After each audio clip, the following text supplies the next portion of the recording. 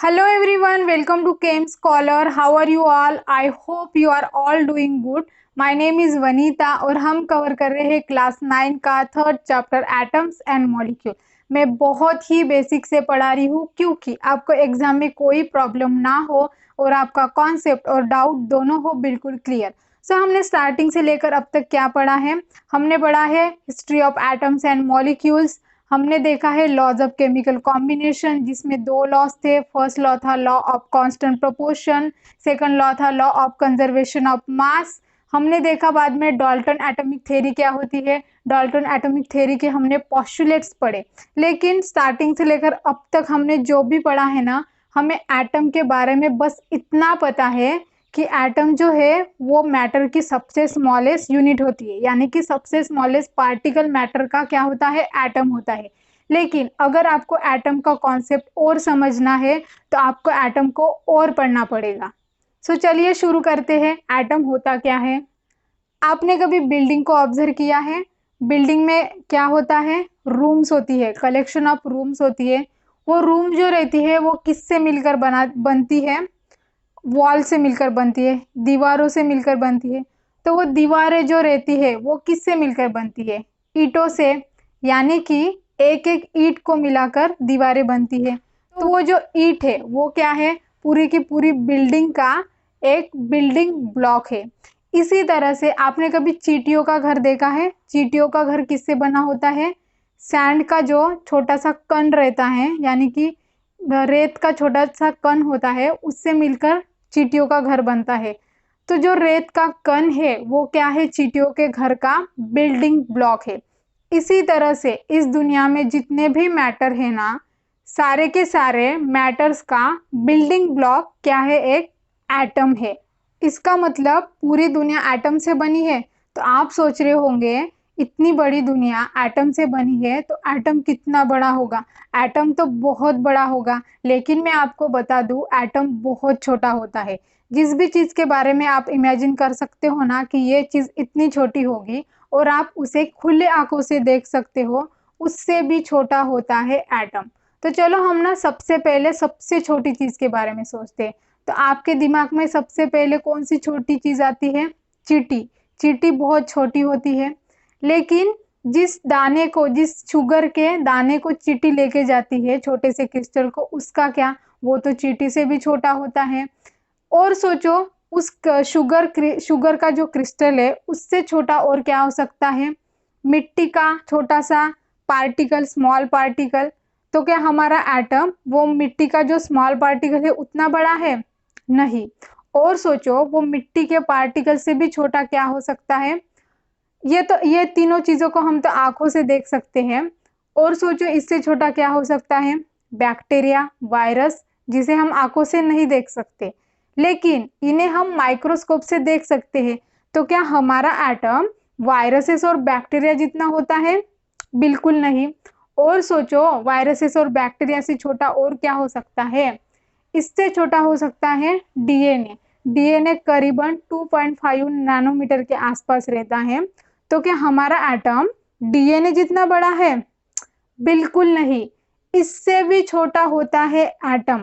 हम एटम को खुले आंखों से नहीं देख सकते, लेकिन एडवांस टेक्नोलॉजी की वजह से हम एटम को स्कैनिंग टनलिंग माइक्रोस्कोप की हेल्प से किसी भी एलिमेंट के एटम का मैग्नीफाइड सरफेस इमेज हम देख सकते हैं।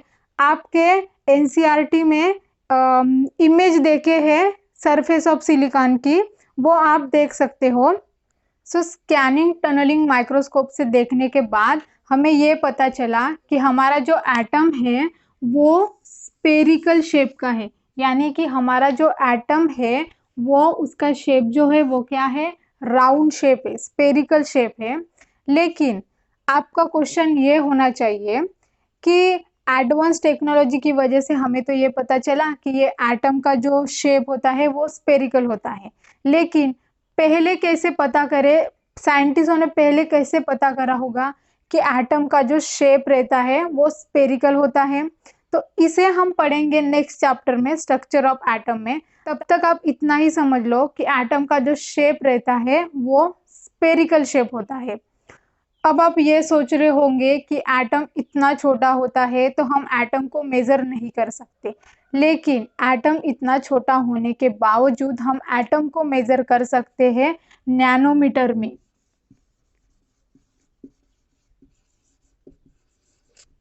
हम एटम को नैनोमीटर में मेजर कर सकते हैं एटॉमिक रेडियस की हेल्प से। एटॉमिक रेडियस की हेल्प से। एटॉमिक रेडियस क्या होता है? क्योंकि हमारा जो एटम है वो स्पेरिकल शेप का है, तो मैं आपको सर्कल का एग्जांपल देके बताती हूँ। फॉर एग्जांपल ये सर्कल है। अगर आपको इस सर्कल का मेजरमेंट करना है तो आप कैसे करोगे? आप क्या करोगे, इसका जो सेंटर है वहां से लेकर इसके सरकमफेरेंस, इसका जो सरकमफेरेंस है सर्कल का, वहां तक आप मेजर करोगे। मेजर करने के बाद आपको क्या मिलेगा? इस सर्कल का रेडियस मिलेगा। इसी तरह से हमारा जो एटम का शेप है वो क्या है? स्पेरिकल शेप है। इस एटम के अंदर क्या है? न्यूक्लियस है। न्यूक्लियस के बाहर क्या है? आउटर मोस्ट शेल है। तो हमें अगर एटम का मेजरमेंट करना हो तो हम कैसे करेंगे? ये इस न्यूक्लियस से लेकर आउटर मोस्ट शेल तक हम इसका डायमीटर जो है वो मेजर करेंगे, तो हमें क्या मिलेगा? एटॉमिक रेडियस मिलेगा हमें। एटॉमिक रेडियस मिलेगा हमें। तो मैंने क्या बताया, एटम को हम किस में मेजर कर सकते हैं? नैनोमीटर में। नैनोमीटर। नैनोमीटर क्या होता है? नैनोमीटर ये एक डिस्टेंस को मेजर करने का यूनिट होता है। जैसे किलोमीटर होता है, जैसे सेंटीमीटर होता है, वैसे ही जैसे मीटर होता है वैसे ही क्या होता है? नैनोमीटर होता है। तो 1 नैनोमीटर कितना होता है? 1 नैनोमीटर यानी कि 10⁻⁹। इसी को अगर हम लिखे तो 1/10⁻⁹ मीटर। अगर आपको 1/10⁻⁹ मीटर क्या होता है ये समझना है तो आपको मीटर को समझना होगा। 1 मीटर कितना होता है? 1 मीटर ये होता है 100 सेंटीमीटर। अगर 1 मीटर का यानी कि 100 सेंटीमीटर का मैं कहूँ कि इसका हाफ करना है, आपको 1/2 करना है, तो ये कितना होगा? 50 सेंटीमीटर। मैं कहूँ कि इसका 1/4 करना है, इसके 4 पार्ट करने हैं, तो ये कितना होगा? 25 सेंटीमीटर। मैं और कहूँ कि इसका 1/10 पार्ट करना है, तो ये कितना होगा? 10 सेंटीमीटर 10 सेंटीमीटर होगा।